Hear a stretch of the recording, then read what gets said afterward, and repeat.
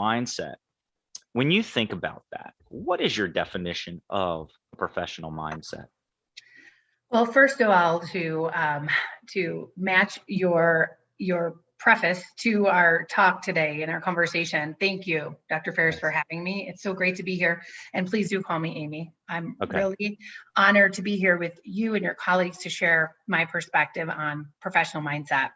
So, first of all, when you were doing my bio, and I definitely have a glasses half full attitude. Over the course of the last few years, I've actually changed. That's actually been an area of growth. I'm a glasses overflowing kind of gal now. Ah, Even in the pandemic, where there's a lot of challenges and struggles that we've seen, there's as many, if not more, silver linings. And so that's been part of just my mindset in general mhm. for my whole life, whether I was wired that way or I learned at a young age. So when we were talking about the theme for this, it's around professional mindset. I was so excited to know that there's a series about it.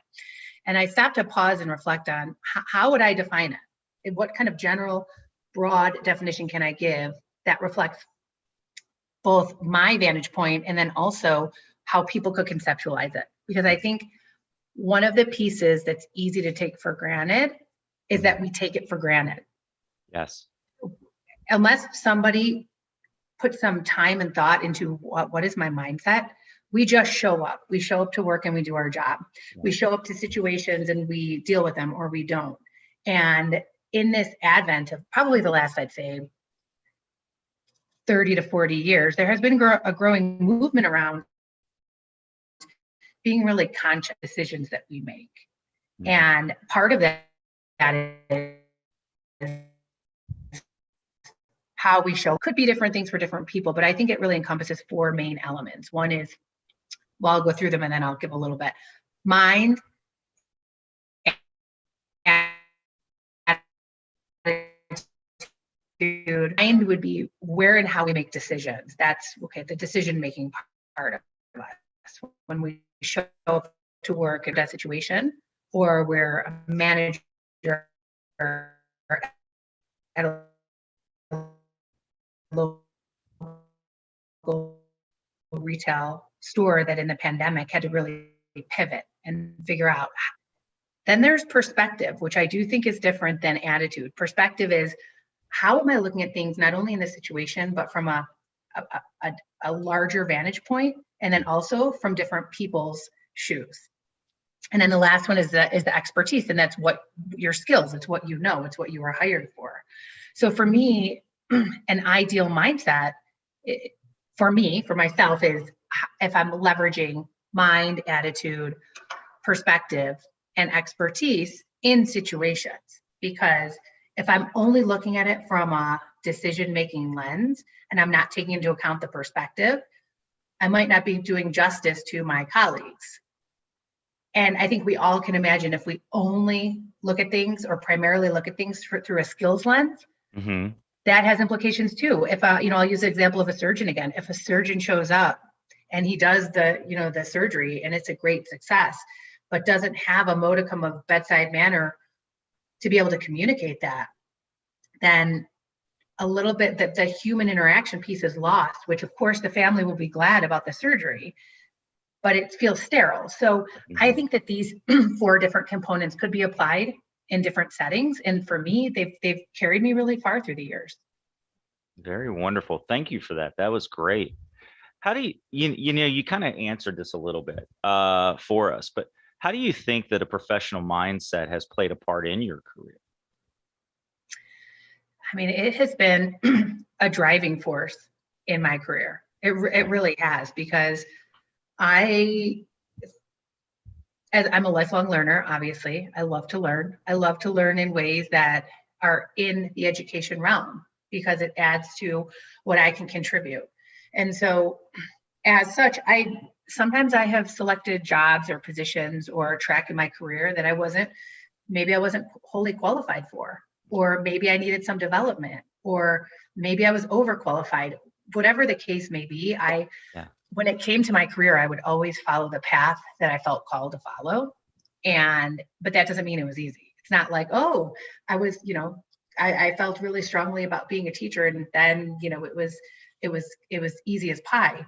My first job teaching high school, within the first 2 weeks, one of my students had threatened to kill me. And this was Oh, 2 years wow. after Columbine in Colorado. Yeah. And I was 22 years old and he Wow. was 17. So the age gap was very small. And I learned the example there is no one else wanted to have him in class. They had known him. He had been labeled. Hmm. And I sat him down after he was suspended. And we had a really great heart to heart. And I told him, you can go to any one of these other teachers' classes, or you can stay in my class and never talk to me like that again. And we can come up with a way to interact that if you need a break, I can help you. I will support you and we can start over from scratch. And he ended up, I know you're not supposed to have it, but he ended up being my favorite student. Hmm. And when he got married and had a baby, and we stayed in touch.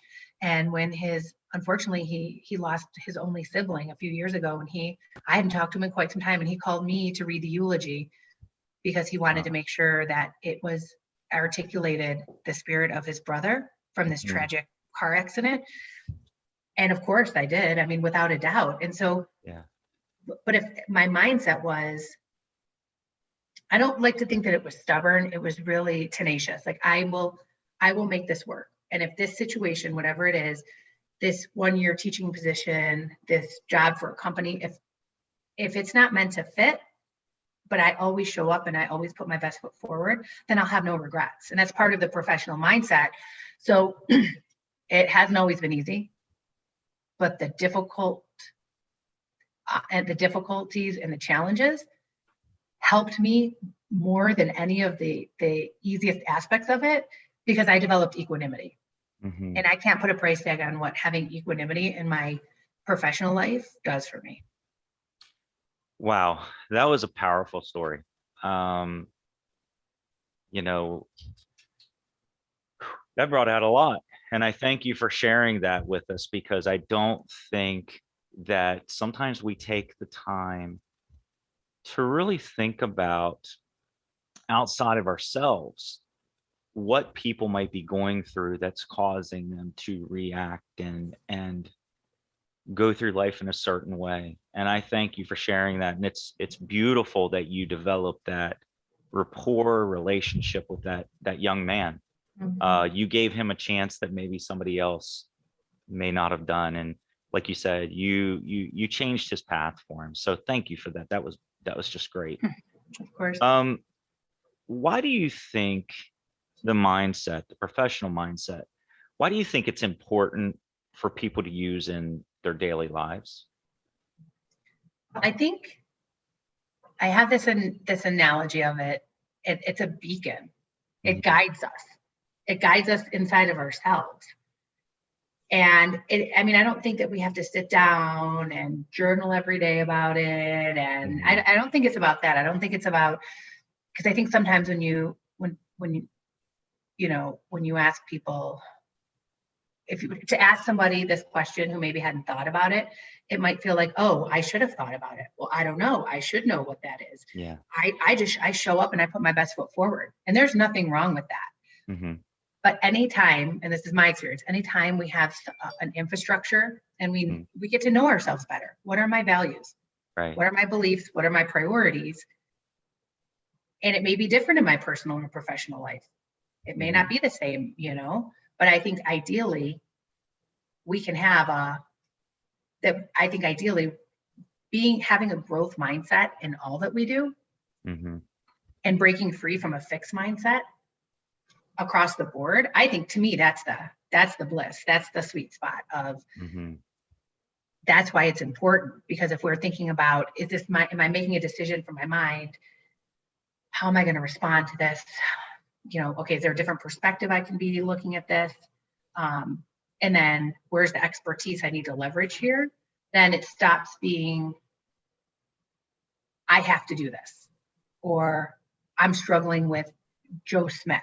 And it becomes, I really believe that thoughts turn to things. And so if we're thinking these things like, oh, I have to go to that meeting with all those annoying people, it's going to be terrible, then the meeting isn't going to be good. Even if Right. it is good, we're jaded from it. So Yes.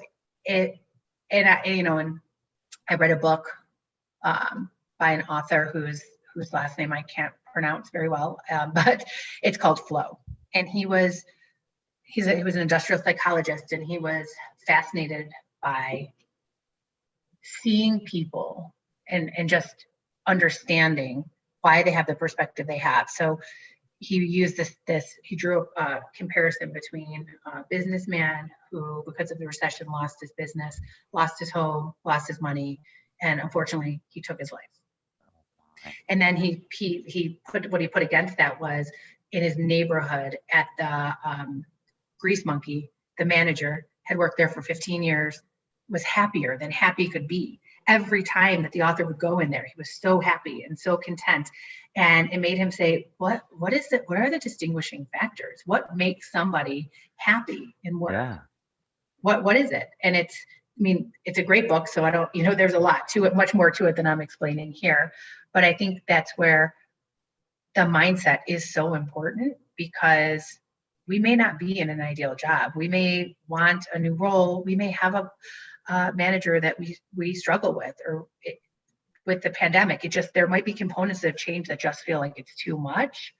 Mm-hmm. But if your mindset is, I can make it through this, I really can learn from this, and and whatever kind of personal beliefs people have, like I said, I believe thoughts turn to things. Mm-hmm. I believe that everything changes. Yeah. I believe in divine timing. So for me, if there's a day, which of course, tapping into your professional mindset doesn't mean that every day is a great day. You have tough days, you have bad days, but Mm-hmm. it's knowing that doesn't define your satisfaction in your job. And it's also knowing that there's something to be learned from it. Mm-hmm. You hit a lot of great points, and one of the last factors you talked about, our CEO, Abdi Lejavardi, and we talk daily. And one of the things that we really truly believe, and it was kind of something you reflected on, is life happens for us. We can't control when certain things are going to happen, but how we want to take those things. If we have a positive mindset, I don't know. For me, I know this sounds, I don't know what word I want to use right now. I'm trying to keep it somewhat professional, but where I'm going with it is this. When I have the positive mindset, when something happens, my mind says, you know what, that happened to me for a reason, whether it be good or bad. There is a way that I can now approach the situation. Due to recent events, that and personal things that happened in life, I had a couple of days where it wasn't positive. I recognized it though, because I finally started working on that professional mindset. And I'll tell you, for many years, you talked about changing jobs and kind of different things there. There were many years where I changed positions or companies because I thought that by doing that, I would be happy. Found out that had nothing to do with my happiness, right? Sometimes the promotions, I love that story you shared from that book, Flow. If that person can work at Grease Monkey and be happy, God bless him or her. I mean, that's the way. They're a better citizen for it, because Yes. they're following what they love. It could be their goal, their entire life could be managing relationships with the local community. Mm-hmm. That is of equal value of any job, right? And I think that's Yes. where our society is shifting of, you have to go to this 4-year university and get this job and make this amount of money. And like that, having a growth mindset goes against, in a lot of ways, Mm-hmm. the way that what social norms are. So not to interrupt you, but I definitely, I had this vision of this manager that's just, people are bringing him Christmas cookies, but he's giving them holiday gifts because they Yeah. mean as much to him as he means to them. Yes. Yes. And that's true. And I think that, you're right. Again, we could have another series that we could talk about or another session where we talk about the idea of that that giving aspect in the mindset. But we'll stick to this one today. But uh, I love it, and I'm sure that we'll have some more conversations and with that. But what um, what do you think's the relationship? And again, I think that we kind of already discussed this. This is the great thing with conversation is we can have these open discussions. But what do you think's the relationship between a professional mindset and a personal mindset? And then there's a secondary to that.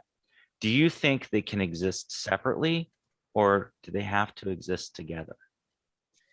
Yeah, I think that's a great question. And I'm not a psychologist or, Sure. a sociologist, but this question was fascinating me because in a nutshell, what Amy Valentine believes is that mindset is mindset.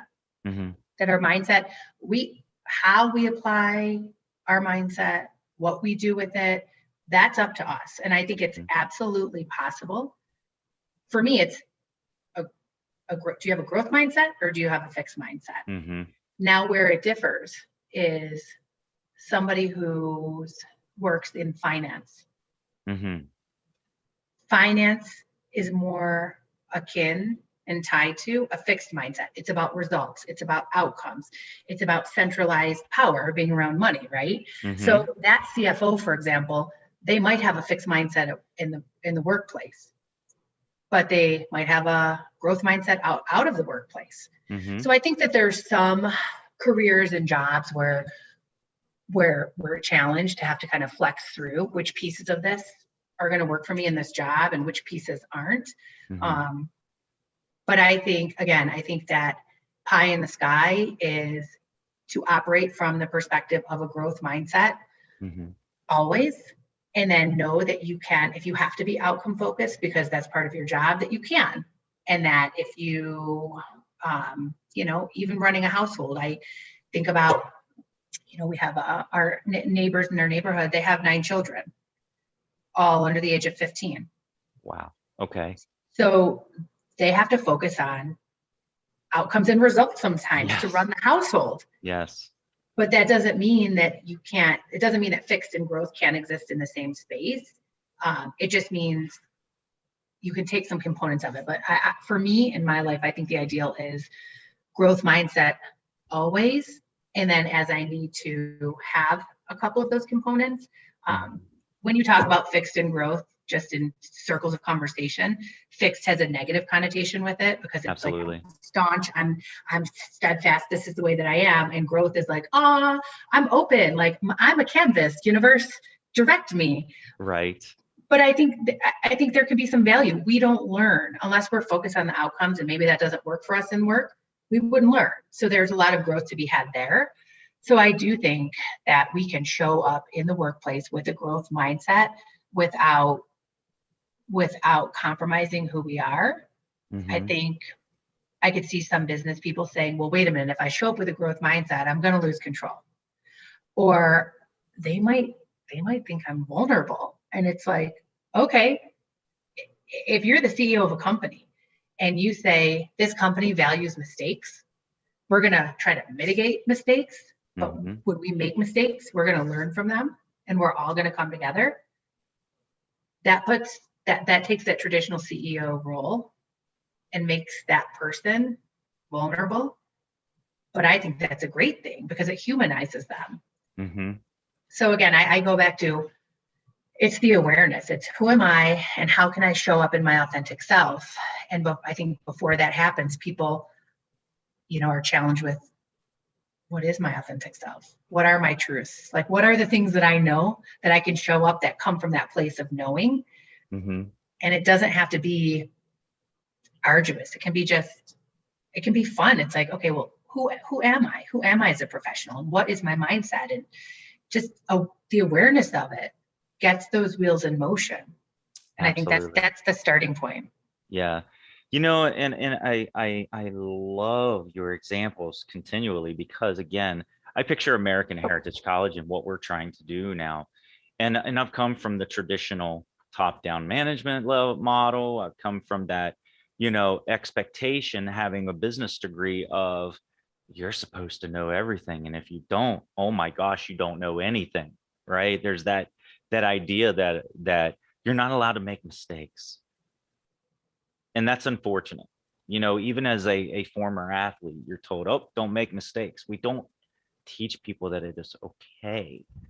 And the one nice thing that we've been trying to do, and that's why I said we want to disrupt education a little bit at American Heritage College, is we want team members to make mistakes because it's okay. We learn, as we keep talking about, the growth mindset from mistakes. And that's the great thing. From the top down, we look at it from that perspective. And that's what I really enjoy about what we're doing.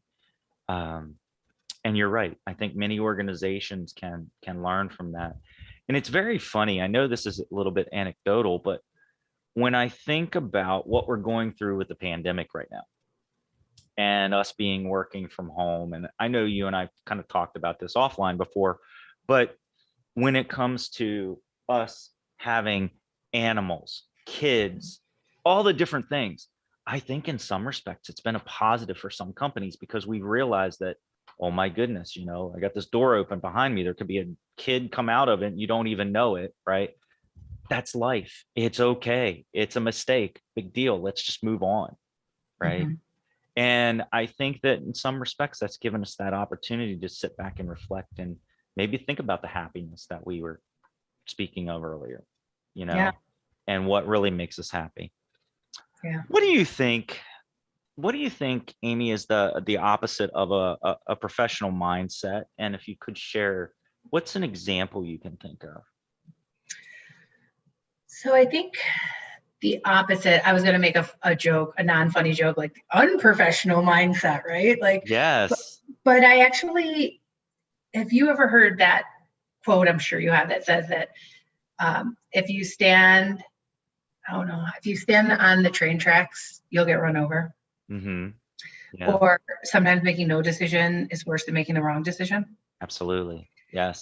I think for me, the opposite of a professional mindset is autopilot mindset. Yeah. It's just, I'm gonna check it off the list.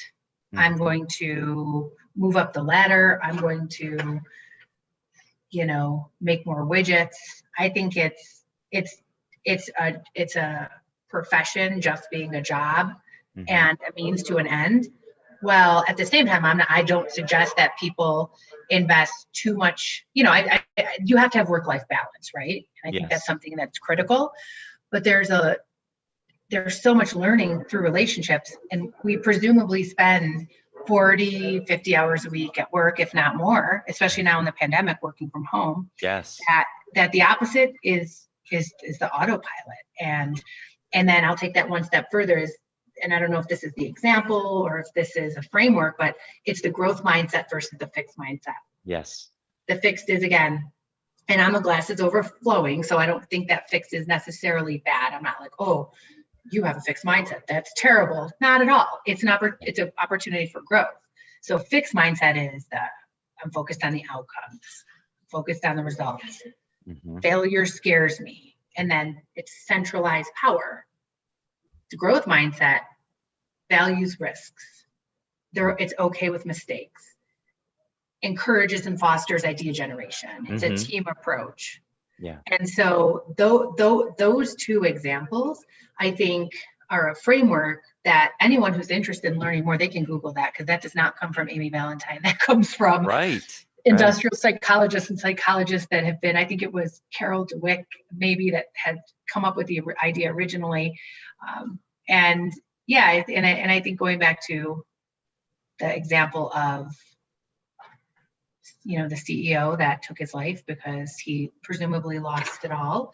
And then the manager at Grease Monkey, who was very, very authentically happy. And that those are two very different examples.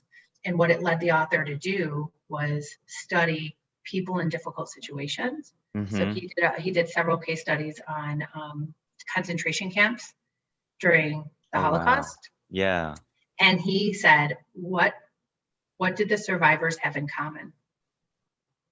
And what he found, and again, this is very simplified version, was that the most common factor was that they had a positive attitude and they figured out some coping mechanism to deal with it. So he talked about one family where they treated it like it was a game. They told their Hmm. children that they were in a game and their goal was to get out of the game, and they lived.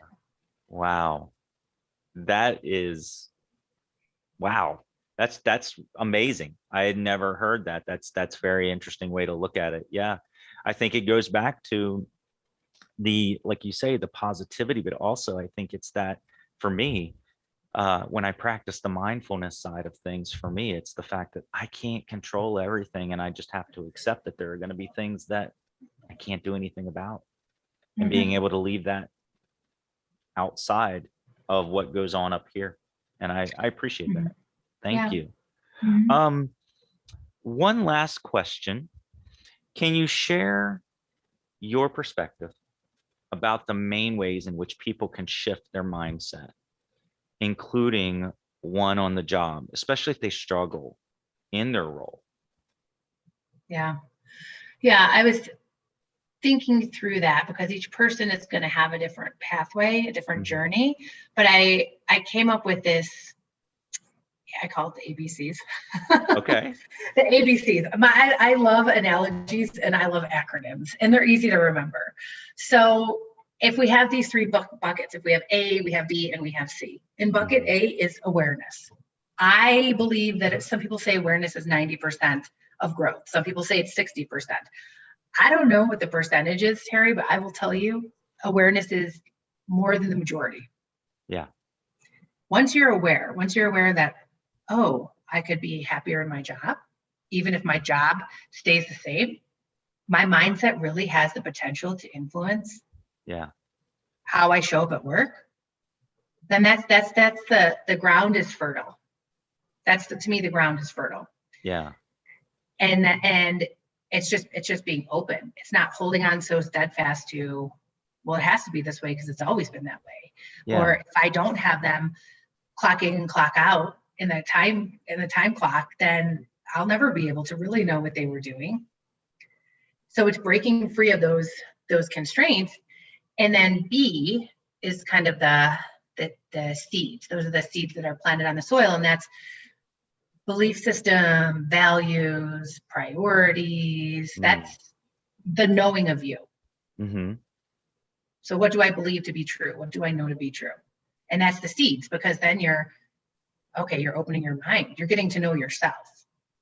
Sure. Yeah. And then the C, I mean, the C could be a couple different things, but it's really that challenges are Mm-hmm. lessons and gifts. Now that's a very specific thing. That's not like a self-exploration. That's more of a mantra or something really, a truth to consider. Mm-hmm. It's something I've seen time and time again in the workplace, that challenges, we have to put it over here. We have to push it down. Someone will blow up at somebody about it. Mm-hmm. And to your point, like you just said, when difficult things happen, sometimes we can take those challenges and put them in a box and put the Mm-hmm. box on the shelf. I mean, if you're a surgeon and something's going wrong in the operating room, you need to call in backup, right? So we need to know Right. when to call in backup. But if a decision doesn't need to be made in that moment, we can stop. And I had a mentor who told me this years ago, and it's worked really well for me. When you find yourself in a tough position, someone's saying things to you that feel uncomfortable, or you're in a space that in work that you feel like you're being attacked, whatever it is, to stop, take a deep breath, and say, interesting, interesting, Yeah. because it buys you time to not come from the reactionary mode, and you can just take a minute, especially if no one's asking you of anything. It's like, Right. okay, something terrible, something, bad that happens. It's like, gosh, that's really hard, or that's interesting. So those challenges, we can deal with them then, or we can wait. And so that's the C of it. And that's really what blooms from it. And that the little S, ABC's apostrophe little S, is that the silver linings. There's silver linings in Yeah. every situation if we let ourselves see them. They're there. They're there every Yes. day, all day. It's just a matter of us being attuned and accustomed to seeing them. Yeah. Yeah. Well, No pun intended here, but that is very interesting. So I appreciate that. No, that's actually because it brings me, when you were speaking of that, the idea or example that came to mind, and I would agree with this. Abdi and I will often talk about, people saying, "Well, let me play devil's advocate." Do you really need to play devil's advocate? Are we overthinking it? Can we just look at it? We know that, again, as you stated, there are going to be negative things or challenges that are going to happen.